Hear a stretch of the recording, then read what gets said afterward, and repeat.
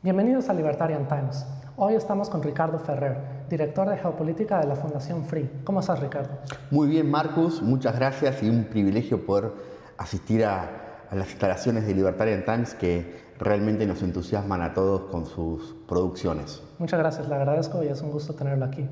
Bueno, empezando, como experto en geopolítica, ¿cómo evalúa la política exterior de Javier Milei, especialmente su alineación con Estados Unidos e Israel y también su rechazo de los BRICS? Bueno, creo que no es nada que no haya dicho en campaña el presidente Javier Milei. Él fue muy claro inicialmente y con mucha nitidez ante el resto de los candidatos en explicitar su posicionamiento a favor de la libertad, de la democracia, y eso implicaba, naturalmente, estar a favor de los intereses de Estados Unidos, que están plasmados en su Constitución Nacional y que hoy el presidente Trump los defiende mejor que nunca y con claridad también. Lo mismo que defender la seguridad global, y sin seguridad no existe libertad, y eso es el trabajo que realmente está haciendo Israel y que debemos apoyar, a su vez de estar enfrentados a la situación de que amenaza todos estos valores, que es el BRIC, liderado por China, y que en donde se han sumado por estos días y tendrán una cumbre que se desarrollará a posteriori de esta que se dio sobre el Mercosur, en la República Argentina, que se traspasó la presidencia de Argentina a Brasil, en Río de Janeiro, donde advertimos que tendrán no solamente nuevos socios, sino que están creando un polo de poder que enfrenta todos estos valores, con lo cual no estamos solamente satisfechos, sino que estamos comprometidos a firmar e ir por más en esta defensa que hace el presidente Milei de su clara política exterior, que no es solamente una declamación, sino que realmente es un compromiso que implica votos en Naciones Unidas y acciones en diferentes foros internacionales dedicados básicamente a la seguridad y a la defensa, sobre todo. Sí, muy interesante, una muy buena explicación. Bueno, quiero ir más profundo con los BRICS. ¿Qué amenazas presenta para Argentina y para el resto de Latinoamérica? Bueno, concretamente los BRICS nosotros los advertimos como, hablo a nombre personal y de nuestro centro de estudios, como un núcleo donde en particular tiene diferentes organizaciones, y una de ellas es que están cooptadas, y lo que implica América Latina, China es la que capitanea los BRICS junto a otro, porque es el gran financista, y que en definitiva tiene a la CELAC como nosotros hablamos como su instrumento principal de dominación de políticas para ejecutar e implementar la Ruta de la Seda, y en su particular plan de Ruta de la Seda, incluso en términos multidimensionales para sus inversiones a través de empresas donde el Partido Comunista Chino tiene en su directorio a miembros de sus empresas, para cooptar funcionarios, para cooptar académicos, para cooptar miembros de las finanzas privadas de los diferentes países. Pero últimamente hemos advertido además que no solamente lo hacen con medios y con think tanks, sino también con los legisladores, a quienes invitan a pasar jornadas en China, y vienen naturalmente muy entusiasmados con profundizar relaciones con China. Y eso el mecanismo que generan es a través de los BRICS, CELAC, que genera becas y becas, y además flujos de dinero a diferentes think tanks que se presentan en Occidente como facilitadores del mundo de los valores de la democracia, y hasta hablan de la democracia a lo chino, e invitan a legisladores de todo el arco político de los diferentes países, con lo cual después, cuando tienen acciones que deben votarse los diferentes parlamentos, ya tienen voceros y defensores propios. Excelente. Bueno, quiero ir más cerca en Latinoamérica a nuestros vecinos socialistas. ¿Qué riesgo presentan ellos? Bueno, los vecinos socialistas del bloque naturalmente nos ponen en una situación de banalización de todas estas defensas de los valores liberales, y hacen de los planteos iliberales de hablar de integración china, hablan, por ejemplo, permanentemente en contra de Israel por justamente cuando es un campeón de la libertad y un campeón del cumplimiento de los derechos humanos,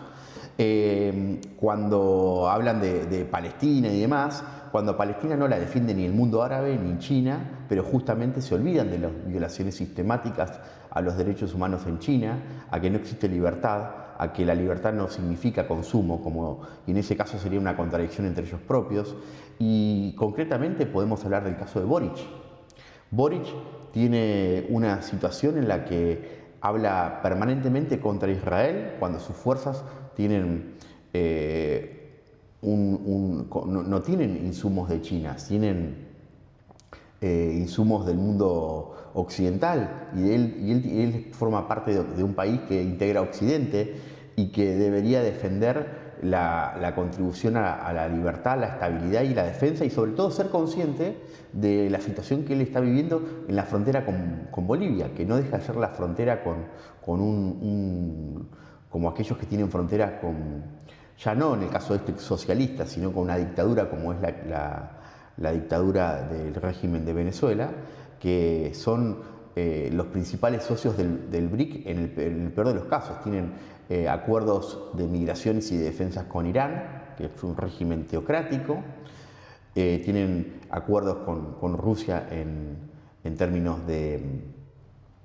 minería y petróleo, al punto tal de que, si, como he dicho días atrás en la señal de TN, justo mientras se producía el ataque a las centrales de Fordow, que me han invitado, el Organismo de Energía Atómica de las Naciones Unidas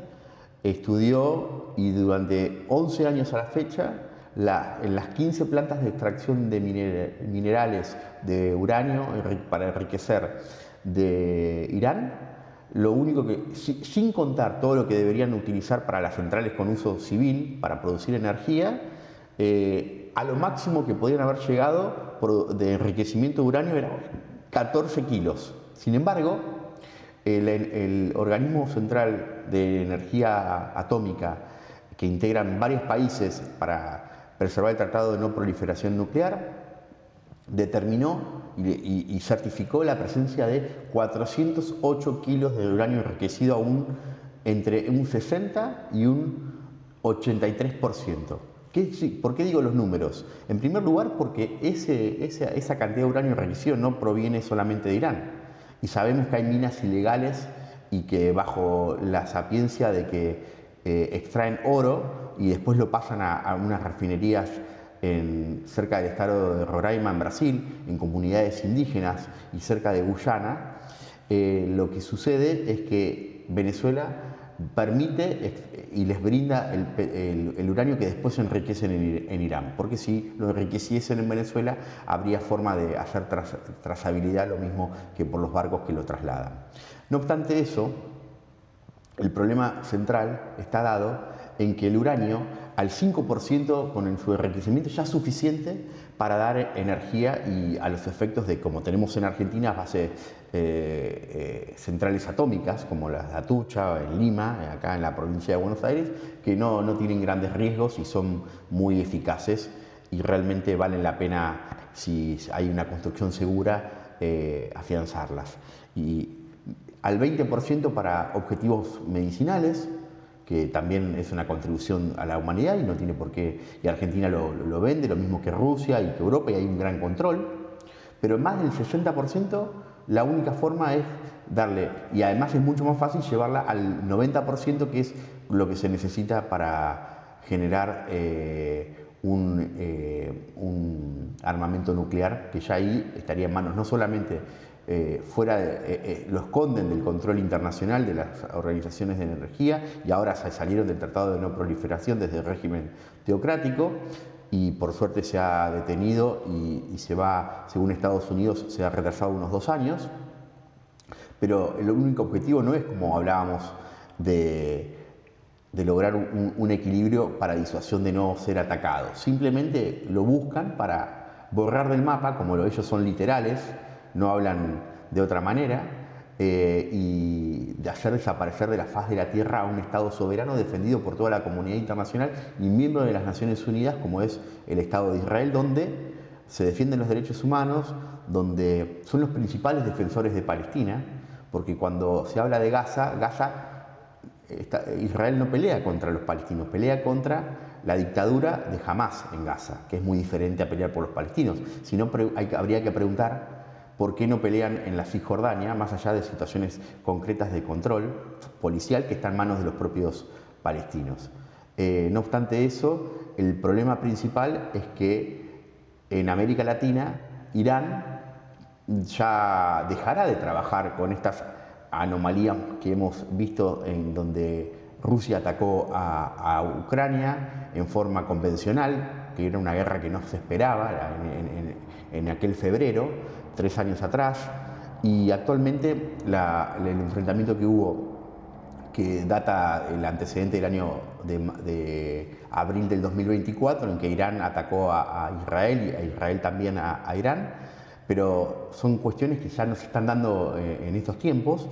y que muy probablemente ya afortunadamente no se vuelvan a dar habiendo un alto el fuego. No obstante eso, el régimen de Irán tiene la capacidad de actuar a través de proxies. No solamente son los Houthis, Hezbollah o Hamas o la Yihad, sino son las organizaciones criminales. Y ahí los tenemos en América Latina con una capacidad plena y un dominio en varios países, donde estos países socialistas, si no llaman las cosas por su nombre, y volviendo al inicio de tu pregunta, nos hacen darnos cuenta y advertir, y tenemos que hacerlo, que la comunidad y la libertad y la vida de sus habitantes, que es deber proteger, está en peligro. Bueno, excelente. Esperemos que todos esos conflictos se puedan solucionar. Yendo a un tema más económico, el déficit comercial de Argentina ha alcanzado los 5 billones de dólares en el primer trimestre de 2025. ¿Cómo pueden las ideas de la libertad solucionar ese tema sin comprometer la soberanía? Bueno, la soberanía no está comprometida bajo ningún concepto, porque el gobierno está generando todos los mecanismos posibles y a su disposición y con un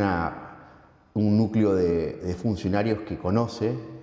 y que tiene y sabe los riesgos de esta situación, en donde no solamente ven un horizonte de corto plazo en el que la inversión va a crecer,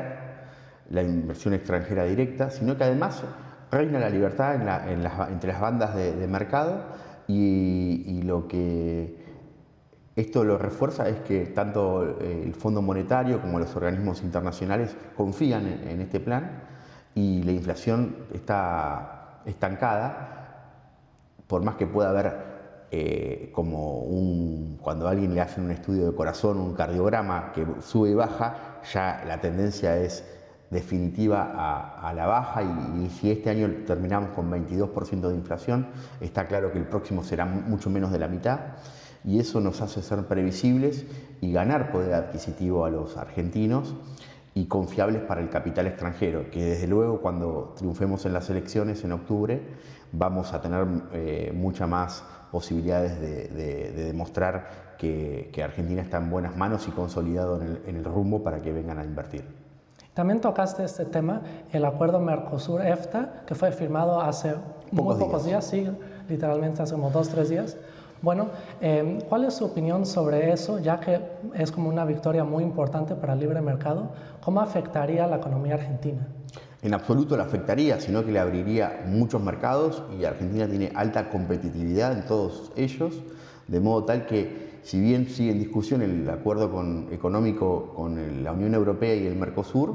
Argentina tiene ahí una gran posibilidad de expandir sus mercados y sus productos junto con Asia-Pacífico para poder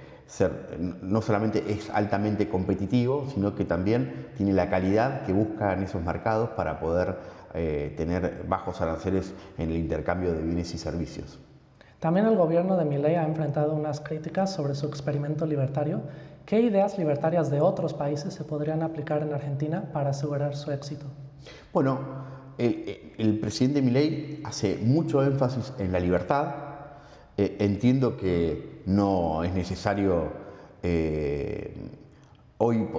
por estos días, él está rompiendo todo tipo de corporaciones internas con las reformas que lleva adelante el ministro Sturzenegger de reforma pública. Y, por ejemplo, el caso que se ha dado estos días es que los argentinos podrán importar a vehículos usados, lo que va a generar una gran baja del precio de los vehículos. Y el presidente Milei es muy claro, ¿no? Cuando más grande sea la recaudación, va a ir bajando los impuestos, cosa que cumple. Y entonces eso le va a generar a todo el dinero que obstruye el mercado y la circulación del flujo del comercio, va a estar inyectado en el mercado privado y va a haber más dinero, y ahí esperamos que venga la inversión extranjera directa después de las elecciones, donde verdaderamente sabemos que el dólar va a dejar de tener estas turbulencias y tensiones y va a estabilizarse en un precio definitivo que es dentro del marco de la libertad, que es el que decidirá el mercado. Excelente. Ahora quiero tocar el tema de la Fundación Free.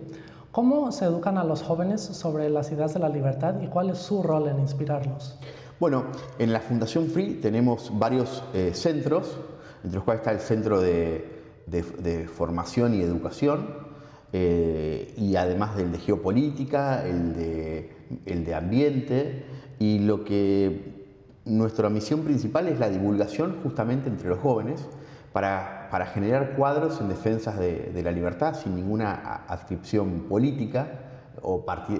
mejor dicho, con una clara adscripción filosófica y política por la libertad,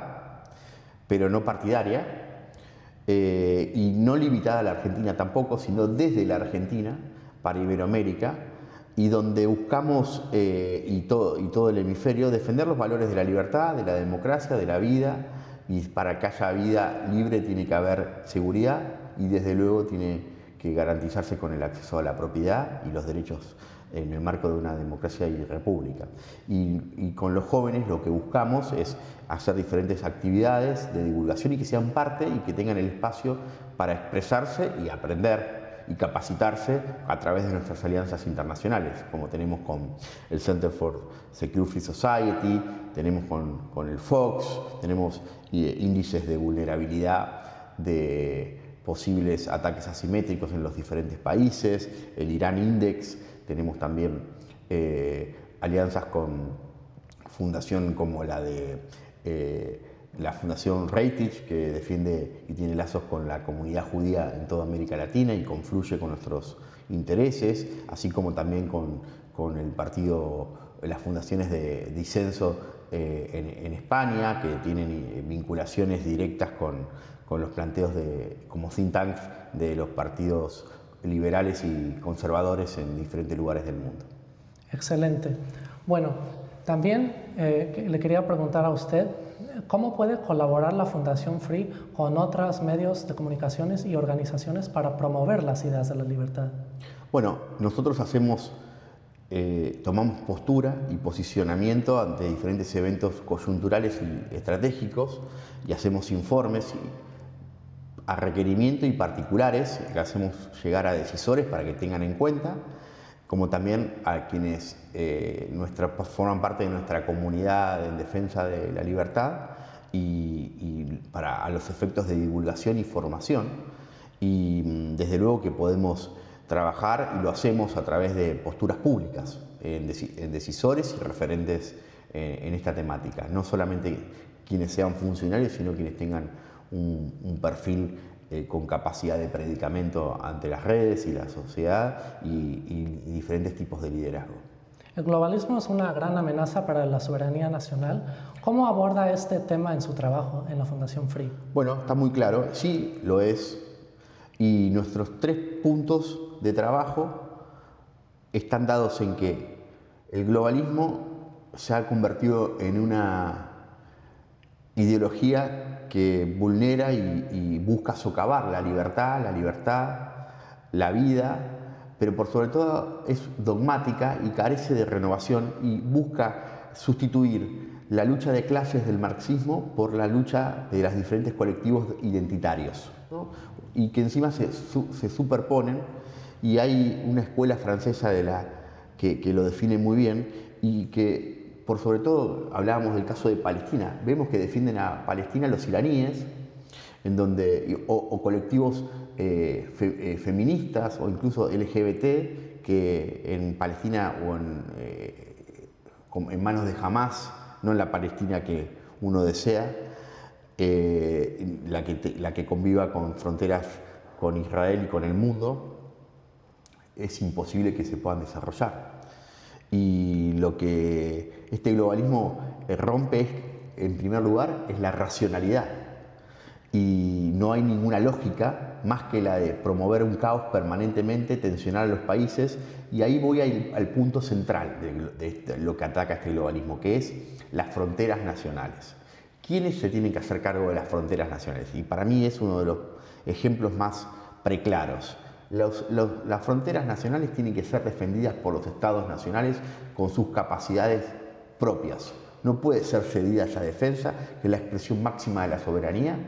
por una agencia supranacional. Porque la agencia supranacional, por más de que es importante trabajar porque puede ser el punto de intercambio y contribución a la seguridad, pero no, hay actividades de responsabilidad primaria indelegable de los estados nacionales, y el control de las fronteras es uno de ellos. Y en segundo lugar, para seguir trabajando en la defensa de las fronteras, para evitar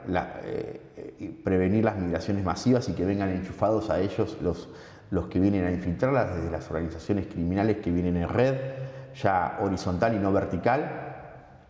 que no tienen un liderazgo claro como las tenían en su momento, hablando de esta cultura que han generado a partir de las series como la de Pablo Escobar, que lo hacen ver como una persona de añoranza y de prédica, como para tomar de ejemplo, lamentablemente, que habla de la pérdida de valores en Occidente, es tener responsabilidad compartida entre estados que defienden la libertad. Y para ahí podemos citar como ejemplo los aranceles, y los aranceles tienen diferentes tipos de situaciones. Los aranceles de Trump, por ejemplo, en lo que respecta al aluminio o al acero, es hallarse y asegurarse un insumo fundamental para cualquier situación bélica que se pueda dar. Si no podrían estar deben tener prioridad para el uso de eso. Imagínense si tienen que esperar que China le apruebe la venta de aranceles en una guerra por Taiwán, porque necesitan para hacerse de insumos para su industria armamentística. Sería una locura. Pero también hay aranceles económicos para promover el pago para ingresar a un mercado, y finalmente hay aranceles sancionatorios,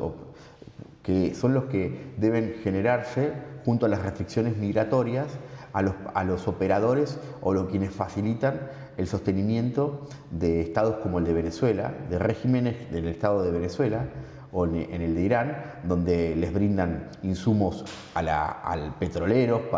o minería para que puedan facilitarle el uranio a Irán, o medicinales para que o de alimentación para que el régimen se legitime ante la extorsión que le genera a los habitantes con necesidades básicas insatisfechas de llevarle un poco de comida, ¿no? Y finalmente, el tercer punto, además de las responsabilidades compartidas, es las políticas recíprocas, que ahí implica que el país que no las cumpla debe tener sanciones, pero también tienen que estar ampliadas al sector privado, ¿no? Porque cuando hablamos de libertad, ya el Estado no es el que hegemoniza desde un estatismo total como puede ser la Argentina. La Argentina no hace más que aprobar o desaprobar las exportaciones. Pero nosotros, una vez que la exportación está dada a Uruguay, no sabemos si desde Uruguay o de los países socialistas se triangula y va a Venezuela. Entonces hay que empezar a indagar un poco más y trabajar para tener responsabilidades compartidas y recíprocas para poder cuidarnos, ya no como un Estado nacional, porque así como las redes del terrorismo, las redes autocráticas convergen con las del crimen organizado transnacional, tenemos que defender a nuestros ciudadanos y ser un poco más despiertos en compartir información para prevenirnos de quienes la banalizan y la toman con liviandad cuando tienen efectos tan simples como el de sostener y mantener en poder a, por ejemplo, Maduro o darle fuerza a quienes oprimen a la sociedad, como el régimen teocrático de Irán, que realmente atentan contra la libertad y se apoyan en China o en otras autocracias. Gran análisis profundo. Bueno, la apuesta de Argentina por la membresía en la OCDE es un compromiso con la integración global, pero ¿cómo podemos impedir que eso se convierta en una intervención internacional? Bueno, la OCDE brinda un marco en el que se integra un club, en el que, sin lugar a dudas, hay reglas claras para generar el comercio internacional de países desarrollados. Para Argentina es una aspiración y desde luego que dar ese salto lo hace jugar en primera en términos argentinos y en una liga internacional, pero lo que más le preocupa no al gobierno sino al sector empresario argentino es que va a tener que invertir en innovación y dar un salto también de la mano del gobierno. El gobierno lo que va a hacer con eso es darle un marco, pero los que verdaderamente mueven ese acuerdo es el sector privado de la Argentina. Y sin lugar a dudas, si ese sector privado no está a la altura, el acuerdo puede ser limitado, pero ahí no hablamos de soberanía, sino de generar un impulso que sin lugar a dudas la Argentina en libertad está en condiciones de darlo, porque el gobierno ya no les pone desde el Estado una pata arriba de la creatividad por la que los argentinos nos caracterizamos, sino que les va a sacar esa presión y les va a dar el marco total de acción para su creatividad sostenida y sin lugar a dudas no hay mejor forma de impulsarla que sin ninguna política restrictiva y de impuestos como hasta ahora se venían dando, ¿no? Excelente. Bueno, para concluir, quisiera saber cuál sería su mensaje para las personas de los otros países de Latinoamérica que tienen un gobierno socialista. Que confíen, que hay veces que suenan rupturistas los planteos, que es la mejor forma de hacerlos oír y visibilizar, pero sin embargo que no existe otra forma de vida y que es con la libertad, y que por eso nuestras constituciones, como la Revolución Francesa lo inició, como la Constitución de los Estados Unidos fue una de las primeras, y la de todos nuestros países proclamaron cuando lograron la independencia de toda metrópoli y de todo imperio, estamos en condiciones de elegir y ser artífices de nuestros propios destinos sin que ninguna autocracia elija por nosotros en base a sus planes de dominio, que ya están probados que con tanta burocracia lo tienen que hacer con un dirigismo estatal que limita todo tipo de libertades, creatividad y convivencia entre nosotros, en la que muchas veces por paternalismos nos cuesta renunciar a asumir nuestra libertad y renunciar a esa ligazón que, como los sapos hervidos a fuego lento, no notan. Tenemos que dar el salto y darnos cuenta que la olla está caliente y que es hora de disfrutar de nuestra libertad y confiar en nosotros mismos. Muchas gracias, un gusto por tenerte aquí en Libertarian Times. Y muchas gracias a todos ustedes por seguirnos, que tengan un excelente día.